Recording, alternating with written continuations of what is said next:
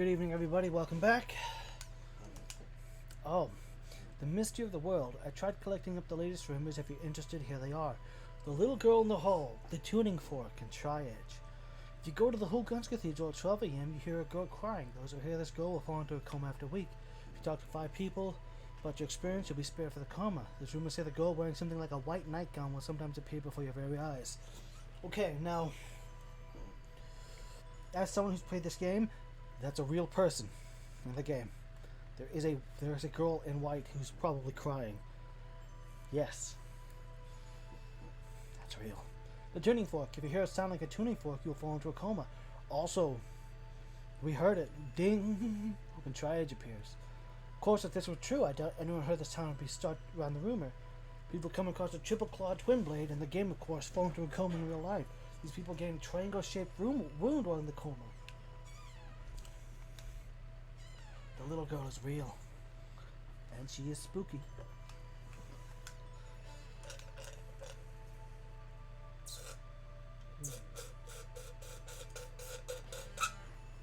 Also, the black dots that took down the Crimson Versus server, those are real too. Good evening, I'm Nanase Mitabe. Recently there appears to be an increasing number of you who fail to uphold the local rules of this board. Although this may be because of you are coming here for the first time, so let's make this thread clearly list the rules. Unlike the other boards, there are several rules that are constantly in effect. Before you post here, please make sure to read them. The following responses, thank you. There are 4 types of thread in the Reborn. When making new thread, please go make sure to adhere to one of the 4. There are people out there who use this board as a serious reference, so please be thorough. Sightings and encounters. Please use this type when describing something you've seen or experienced for yourself. If it's something you've heard, please differentiate the type of thread between online and offline. Online rumor. Use this type when talking about rumors related to an online setting. Offline. Use this type when talking about rumors related to an real-life setting. General. Use this for general discussion threads that do not belong to the previous 3 types. Based on the nature of this board, there will always be discussions about things that would not normally be considered as common sense. However, no matter how improbable you view someone's post is, do not mock them or their views. No matter what time of day it is, always greet your fellow posters with good evening. There's no particular reason for this, but it has been a long-standing tradition of this board. Please uphold it. Things written in this thread are rules pertaining only to the rule board. Please stop bringing them to the other board sites. Finally, Apkaloo. What is Apkaloo? It's a special forum created for uploading and showing off your drawings to other members. Apkaloo is the name of the new Babylon, a new Assyrian mythology, or something like that. I don't know the details. Does anyone know? Congratulations on the streak. There's one of our frequent posters. Suju is going pro. Congratulations. I'm adding your name to a list, but if you have any problems with that, please let me know. Professional Apkaloo members now designing Crimson Versus. Smarto working with the animation industry. Shuju waiting for confirmation. And these are other forums, but these ones downloading wallpaper. Haseo just has to download every piece of art he sees. He has to. My name is Matsuru from Kyoto. I'm a student. Right now I study English, so I log into the US server. I enjoy making American friends. I'm grateful for your bold humor. Thank you for having me. Very nice guy. Walnuts cracked open Rodriguez. Eep, I'm scared, but it's kind of cool. No, wait, definitely scary. I think this is like, this would be actually different. In like the original, this would be, I'm so-and-so from America and I'm logged into the Japanese server. I don't know. Maybe. Hello everyone, call me Maria. I like the scenery of grassy fields, so I try my hand at drawing one. It's very embarrassing because I know I'm not as good as everyone else here, but oh well, if there's someone here that likes it, I have other streets I like, so I would like to post them as well. What areas do you like? Hello there, Maria. I really like the peaceful feeling from the grassy field. I like these fields too. I like clear days when it's starting to like it when it rains too. Recently I was running on the field at one point, got so excited I couldn't keep myself from shouting, woohoo. Then my mom came in and said it was a bit creepy. I mean, I can see how someone looking on us from the outside must think we look pretty strange, but still. I like nighttime myself. You can see the magic sparkle in the air, also on the moon. The last hope of the world. Kazubulo at your service. Kazubulo. I think that's Online Jack. Kazubulo! Yeah. The last hope of the world. Kazubulo! Yeah, I think that is in fact Online Jack. My real life self lives in a place with a hot climate year round, so I find myself drawn to snowscapes. I love the snow areas from R1. Of course, the Kazubulo Trooper probably freeze to death since you're always walking around barefoot. Nice to meet you, Maria. I love the ocean area in the grasslands. I always like to run along the beach, picking up sand as I go. You always use such cute colors in your pictures. Knuckle. Everyone here is so good at drawing, it's amazing. I think that's... Hold on. NaCl. I think that's a scientific formula. Not formula, that's compound.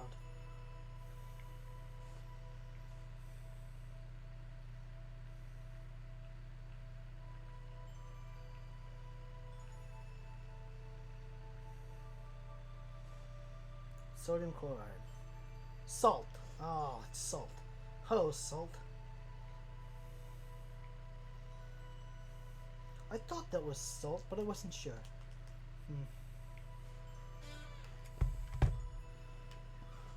The Kazabulo troop, barefoot. Okay, so I think what these all are is they asked people to do like to make art for this game, and then they put it in.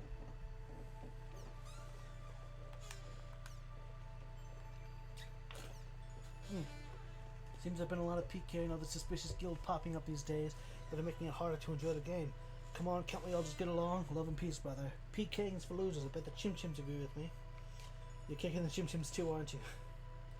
You don't fool me. The Chim Chim in your shoulder isn't carrying a Chim Sphere. In other words, you kicked that Chim Chim and took its sphere. Okay, Chim Chims are, I think in the game, there are mechanical things that require Chim Spheres to activate. Like, you want to get to that other island, you need to activate the teleporter, so you need 15 Chim Chim Spheres. So go kick some. Uh-oh, I've been found out. PKing is all about the parameters, right? It's up to the individual to decide whether or not it's for losers, because it is a part of the parameters. PKing is just another way to play. If you don't like the PKing, well, I can play something else. I was PK together with my friend and we were playing on our own the other day. It was a strange group of 3 people and they were laughing as they were really happy. I was so frustrated I felt like crying. Is that what you call parameters? I don't want to be told to put up or shut up with something ridiculous like that. Those that play with friends and those that play solo. Those that enjoy collecting money more than raising the level. Those that enjoy PKing and those that enjoy PKing. There may be differences in the style to play, but as long as they're part of the parameters, it's up to the individual players to choose what style they would pursue. No one can deny your choice to play with your friends or the PK is just a PK. No one is telling you to do that. There are plenty of games with no PKing at all, but the world is a game where PKing exists. You know, that's all well and good and all, but why is there a heart mark in your Chim Chim? That's all I really want to hear. Denying other playing style cannot be contained with lighthearted jokes. As for the heart mark, it's lovely. I love the heart mark. Same here, wish I had a Chim Chim to ride on my shoulder. There was this person. Hey, look, it's Haseo! Haseo! The other day, my character, she's called Half, by the way, was PK'd. But when that happened, someone in black and red came to help save me? He was incredibly strong. I took out that PK as like it was nothing, but he didn't bring me back to life, so I have no idea if he really just showed up there to save me or not. Has anyone seen him? Here's a picture of what it looks like, so I don't remember more clearly. Okay, now this is a little bit different. Okay? I'm fairly certain this refers to the scene, the opening scene where you beat all those other PKers, but that is not what you look like when that happens, so... I mean, that's an amazing piece of art. It was clearly done with like a pen, because of the shading right there on his legs. But a little bit of a continuity thing there. Nope, never seen anyone like him, but I'd love to meet him. Do you remember the words of the area you met him in? I don't suppose you can meet him if I went on stick out there. You just realized there's tons of people just in black and red in the world. What is this, a joke? Are you sure you weren't dreaming? Make sure you get some decent sleep now and then. I saw him too, a guy in black and red. He kind of looked like this. Just an alien. So you've never met him, that's too bad. I'm afraid I don't remember the words, I just kind of put them in there randomly. And yeah, you're right, there are really a ton of people just like that, I'm sorry. Blue-Eyed Samurai, maybe it's a joke. Lately I've been unable to distinguish between the world and reality. Beast Hunter K, you saw him? Really? Wait a second, that doesn't seem right. I wouldn't have any blood left after meeting him. Yata! It's the same reason why I went off searching for an interesting person the other day. Then I happened to come across him, a guy in black and red.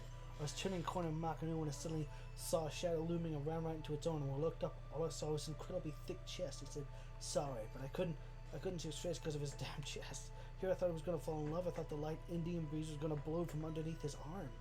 Truly a bittersweet experience, and that's why I'm off to search for the interesting person again. You're a really great artist, but you don't seem to know the fine line between genius and idiocy. Unfortunately, you come down on the idiotic side. I like it. Very street art like nice. They say there's no one better at drawing than someone who can capture a gag well. But seriously, you're really good. I think you've become a genuine fan. I can't wait to see your next work. Good luck. My side shirt from laughing too much. Are you sure it was really supposed to be red and black and not red and yellow? What with the giant Buddha and the lotus and the red goggles? Well, I had no idea what was going on, but the guy along with the monks on specking trips. You have achieved perfect harmony along a fine line between unification and division of Indian and Oriental styles. It was so good I actually lost track of myself for a moment. Truly incredible. Looking forward to your next work. Okay, thanks to your great responses, you're all getting some special treatment in the next one. Incidentally, the words idiot and weirdo are the greatest compliments. Are you sure this isn't Hesea the Terror of Death? I can't tell for sure because of how deformed you look in the picture. I think it's probably the Terror of Death. He asked you something like, do you know about triads or something like that? Chim soccer! I thought I liked playing soccer with chim chims. Count me in. I wonder if we can get 11 players. Of course, I can't help feeling sorry for the chim chims. It's kind of mean, but I think I'd like to try too. Apologize to the poor chim chims. Just keep believing this will someday come true, or rather just a matter of time until CC Corps include this in one of their updates. I'd like to kick them too, but I think I'll pass during the headers with them. That's just gross. I like to be kicked myself. I like to try kicking them too. You're looking at their face and you start to get this urge and it starts to grow and build and you finally let go and bam, you feel great again. So yeah, count me in for chim soccer. How are you? I'm Machi.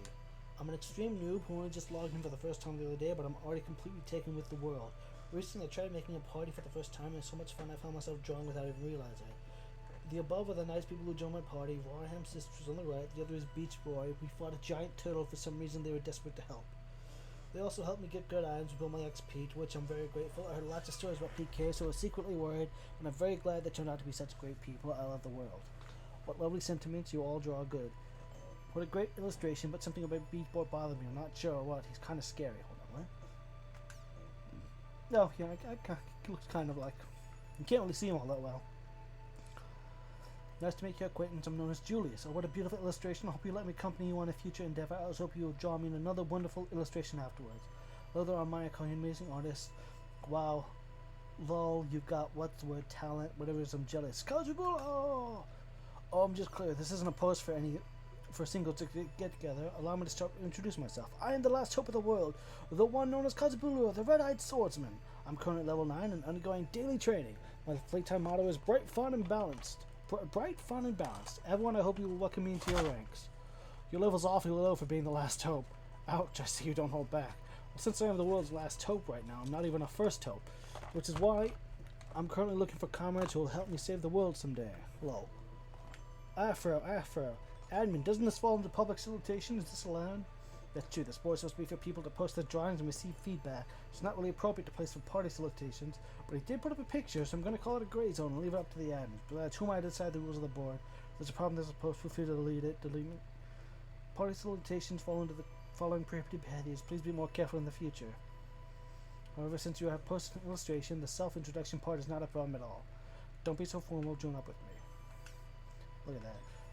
The other day, I immediately made up a party with Julius and went off adventuring. We thought we could use another in the party, so we invited a passerby, Jin, to join. Here's the commemorative. There's a picture of the Rainy Field Trio. Thanks, Julius. Good work the other day. Oh, I like this one.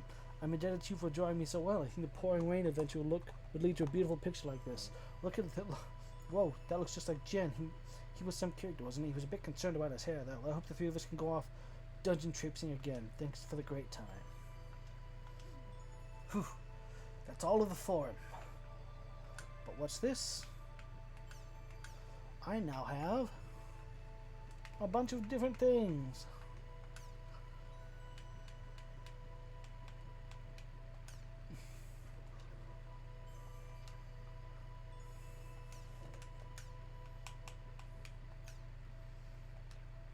I think that's the best looking one right now.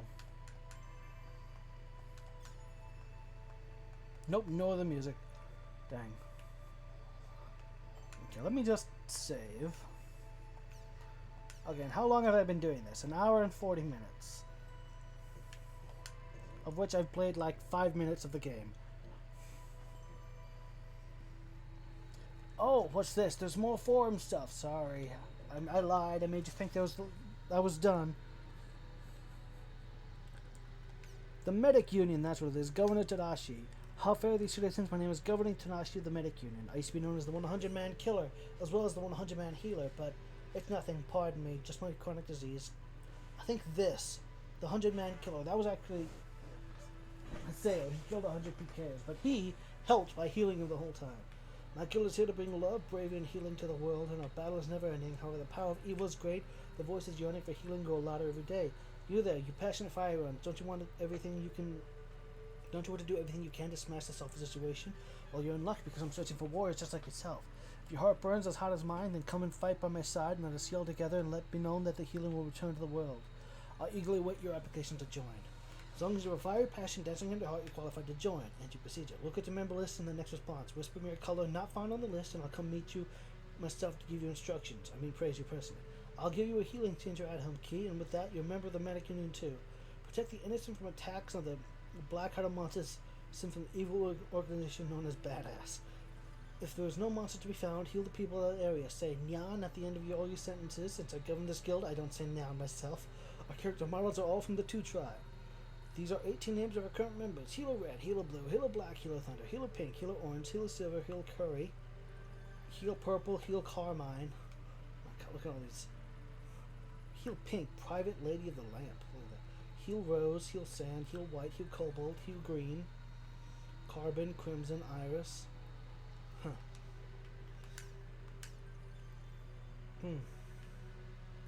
Okay, this is just talking about the threads.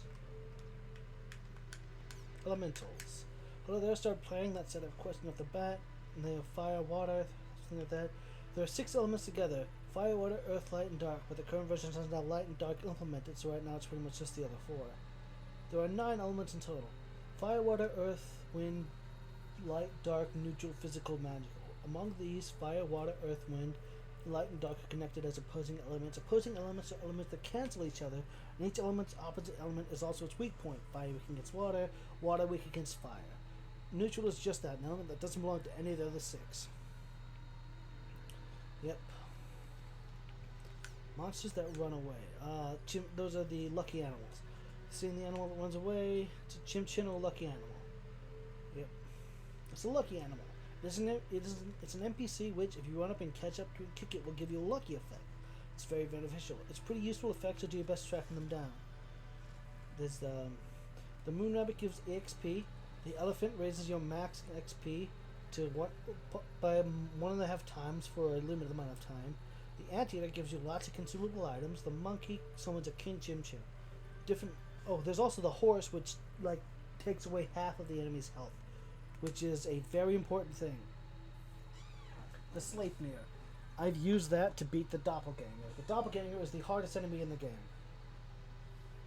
It's you, but stronger, and constantly healing.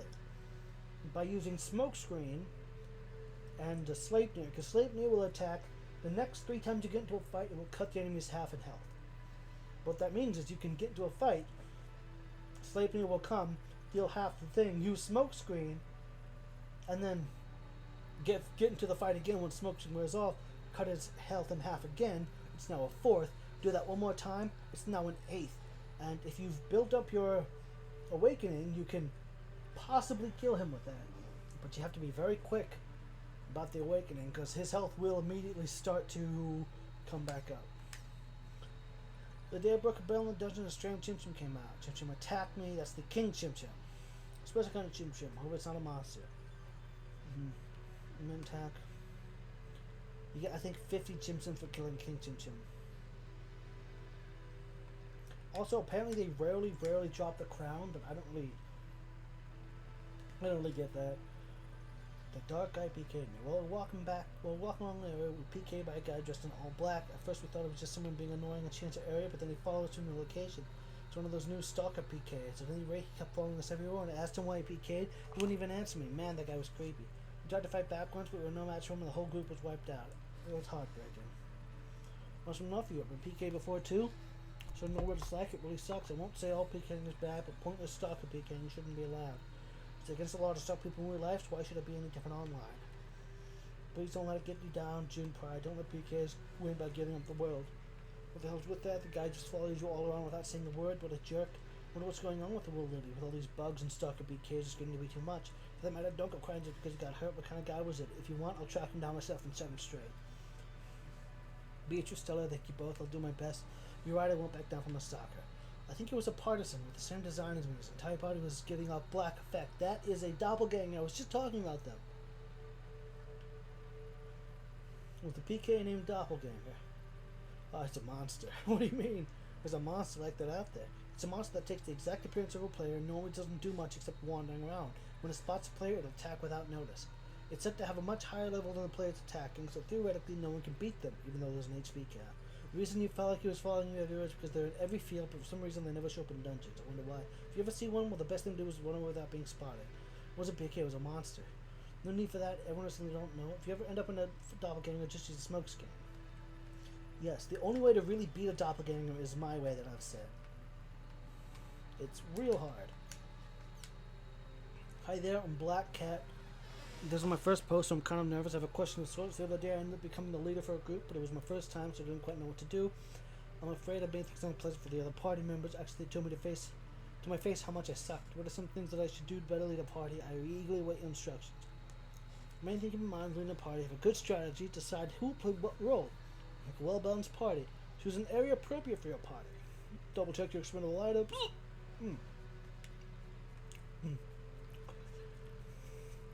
Oh yeah, you can tell your whoever's with you to use effects. So it's like they will attack on their own, but like you can like command them to do attacks.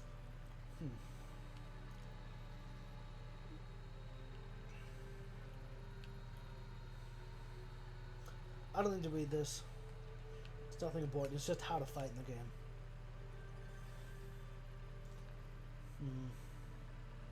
Conserve items, achieve escape plan.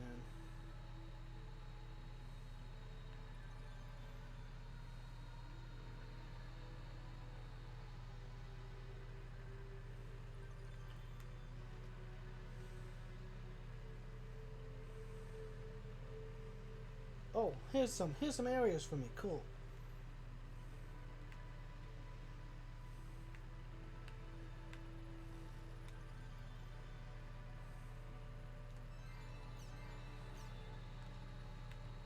And I wouldn't have known if I didn't go on there. Yeah, monsters have different fields of view. But generally approach from the back, but it's like even then can be kind of meh.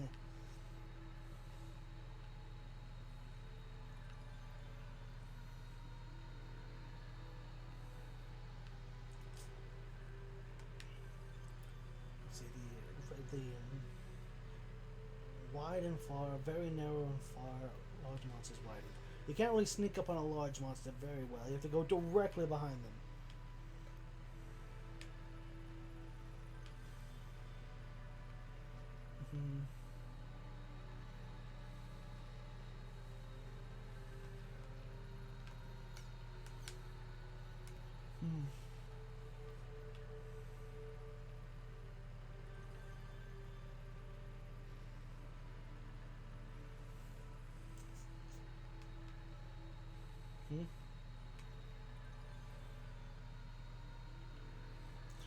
Yep.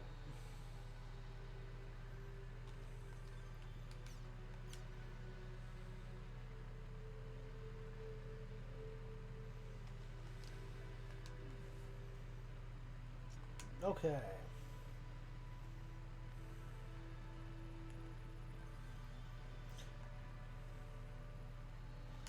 Yep. Let's see. Quest and team technology. This is a quest device that is key to creating a barrier that stops monsters from invading the town. Each town has at least one chaos gate, which you must use to open to a field or dungeon. Steam alchemy. This is an alchemical device created by combining steam and quest technology. Just toss any item in from old equipment to spare items, and the device will transform into a different item. While the device was first intended to transform scrap iron into gold, the types of items that can be transformed are now restricted by law as economists order to wreak havoc on the economy. The steam bikes. Steam-powered bike invented by humans is an extremely expensive item. Riding around on one of these guarantees to earn a jealous tip from people in town. Gondola. The gondola has historically been used to navigate canals and canoe transported by more of a tourist attraction. You can't actually use gondolas. I suppose in the like, if you are actually playing the world instead of playing .hack, if you're playing the world, you can probably use gondolas.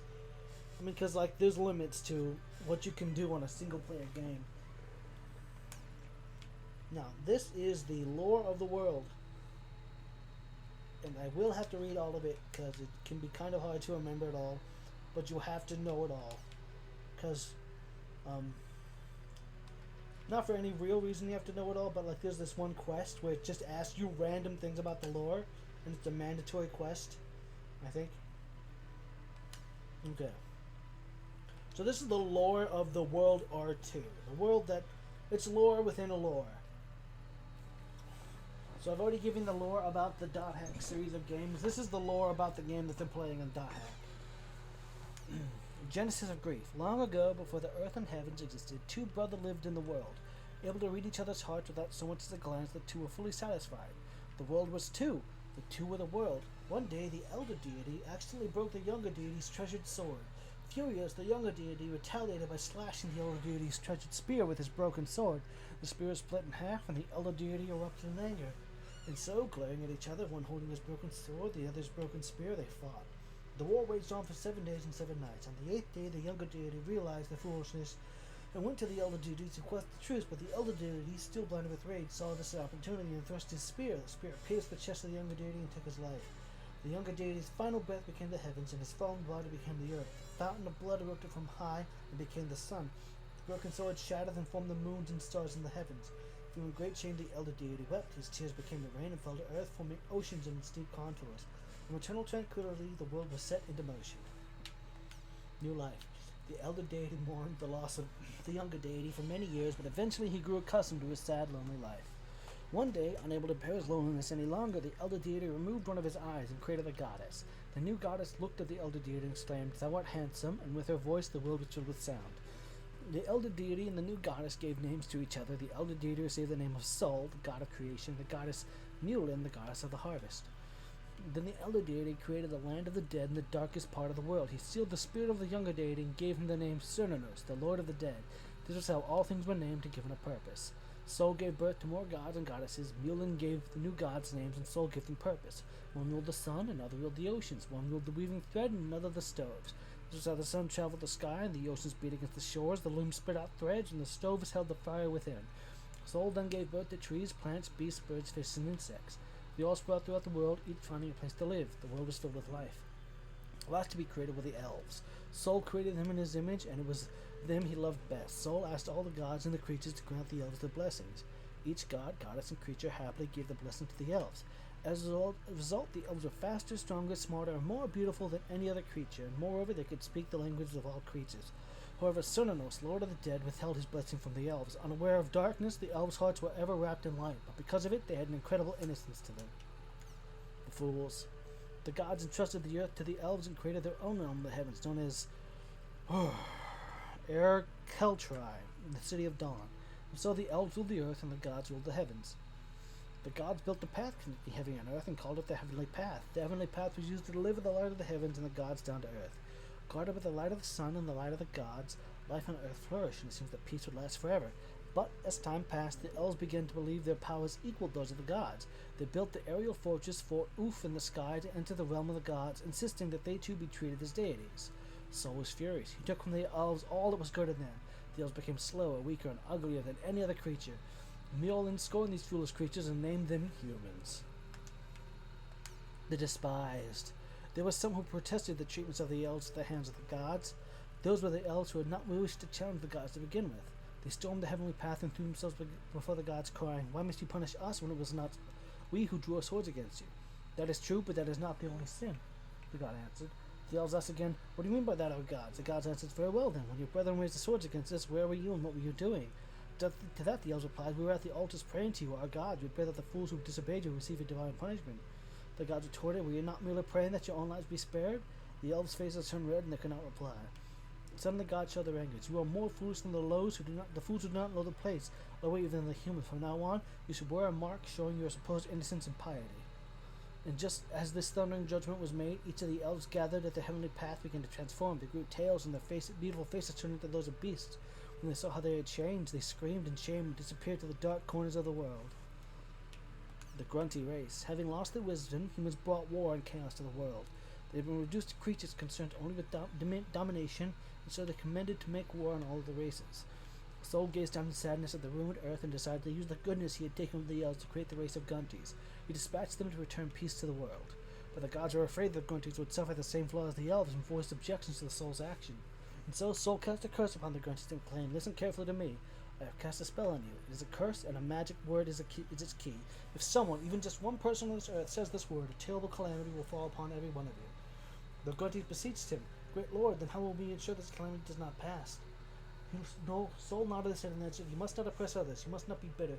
You must not be envious. Have a good and pure heart, and you'll live your days peacefully." The secret word was told to all the gods and all creatures except humans. The gods were satisfied, and the Grunties were sent down to earth. Without shedding a drop of blood, the Grunties stopped the violence of the humans. Overjoyed, the gods created magical powers and bestowed them upon the Grunties. But even with such great power, the Grunties did not fall prey to the sin of pride. Banquet of Conspiracy. The Grunties were beloved by all creatures, with the exception of the bitterly jealous humans. This is because all of the things that made the Grunties so wonderful had once belonged to the humans. Humans began to look for Grunties' weaknesses and learned of the curse that Soul cast on them. Overjoyed, the humans next set out to learn the secret word, but even the normally talkative monkey would not betray it. So the humans held a banquet and invited all the gods and creatures in order to fog their mind with drink. One after another, the guests became intoxicated, until finally only the snake, the strongest drinker, remained. The snake would still not divulge the secret word, so the humans brought out the strongest drink and gave it to the snake. As expected, the snake became drunk and told the secret word to the humans. The humans rejoiced and told the word. Immediately, the Grunties lost their intelligence and found themselves unable to stand upright. The humans called them Pucho Pongo and made them into the beasts of burden, when they proceeded to rekindle the war against the other races. For telling her the secret word, the snake was punished by having to forever crawl about the earth on its stomach. Is that the Pucho Pongo? Is that what they look like? The Path of Evil. Look at that. That's some nice art. The gods fell into despair of the humans' deed. They created a gateway called Morg Barrow and blocked off earthly access to the heavenly path, so none could evermore enter heaven. The Morg Barrow Wall is actually what it's called. It's a place in the game. Along with the sealing of the heavenly path, the light of the gods was also blocked from the earth. Without the protection of the gods, the earth gradually became wilder and began to corrupted by darker power called the Shadow. In the vile influence of the Shadow, the earth overflowed with monsters and demons. These demons roamed the world and killed everything in their path. Many creatures were lost as a result of their brutality. Humans also came under attack by the monsters. They formed barriers in the major cities and closed themselves off. They fought against the monsters but lost battle after battle. One by one, the cities were cut off from each other, and the barriers protecting the cities were destroyed one after another. Finally, only 5 cities remained standing. The goddess Aurora. The savior of mankind was a young apprentice magician. He combined himself in the temple of Arcade Calm and prayed to the gods. In exchange for his life, he was able to call upon the 6 great spirits and 2 goddesses. The 8 gods that were summoned were Vulcan the fire spirit, Meros the water spirit, Krake the wood spirit, Yarthkins the earth spirit, Lancior the lightning spirit, Weinrich the darkness spirit, Anu the star goddess, and Aurora the goddess of light. The light of the gods shined once more on the blessed earth, and the shadow was contained. Thanks to the newfound peace, humans once again prospered, but not last long. Once the threat with the shadow was gone, the humans began to fight each other. After sealing the shadow, the 8 gods and goddesses remained on earth, but some were angered by the foolishness of humans, and others grieved their wretchedness and left, until finally only Aurora remained. Fearing that the light of heaven would again depart the earth, humans placed 8 curses on Aurora and sealed her inside the Hulgrans Cathedral. Battle against the gods. When the gods learned that a goddess had been imprisoned, their fury knew no bounds, and they vowed to destroy mankind. But the humans had no intention of meekly succumbing to extinction, and used their magic powers to devise a weapon that could use to fight against the gods. So began the war between the gods and humans. The humans were no match for the power of the gods. The aerial city of Fort Oof fell from the sky, and the highland city of Dunloreg was crushed underneath it. The cultural city of Comna Lake was destroyed by the god of lightning, and many lives were lost. As a last result, the humans took all of Aurora's power, transformed it into a magic weapon, and fired at the heavens. Heaven was engulfed in flame, and the gods fled or fell, burning to die upon the earth. The humans sacrificed once as well. The relic silly Leah failed, from which the goddess's powers fired, was reduced to ashes, and many excellent magicians died along with it. And so ended the age of the gods. All the gods in heaven disappeared, but a single god who remained on earth lived. That was the god of law, Fulsit, who guarded the gate to block the heavenly path. Winning the war against the gods, the humans wanted the wisdom and power of the gods for themselves. Storming Morag Barrow and demanding Fulsit and fight made them into the realm of gods, but Fulsit refused to grant them entry. At first, the humans pointed the weapons at Falset and demanded he open the gate, but Falset answered thus, "Do whatever you wish. There's no way any of your weapons can harm me." The humans followed his words and tried to attack Falset in any way they could, but they were unable to harm even a single hair on his head. Once they learned Force was hopeless, they tried to convince him to open the gates by seducing him with gifts. After seeing the gifts, Falset said, "Build a mountain of gifts for me if you wish. I'll make a mountain twice its size in an instant." Before Falset was even finished completing the sentence, a mountain of gifts more lavish than the gifts the humans sprang up before their eyes. That's that picture right there.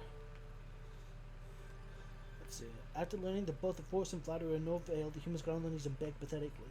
"If a power greater than the shadow should emerge, we would fall into ruin. If we could regain the wisdom and power that lies beyond this gate, we'd be able to protect ourselves and not fight one another, so please open the gate." Falset laughed and answered them, "Was it not you who took up with the sword and shield and slew the gods? You should suffer for your sins." Protesting, the humans replied, "So are you saying we should simply allow the gods to drive us all to extinction?" Falset shook his head and answered, "Recall the first the sins that you have committed. Is it not just that the sins receive judgment? To this the humans could make no reply." Falset continued to speak.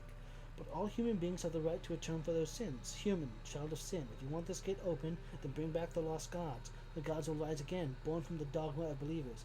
If they are true gods, then they will open this gate. Bring back what has been lost, and only then can you be pardoned." And so the humans argued over the gods' rebirth and once again made war against each other. The world without gods.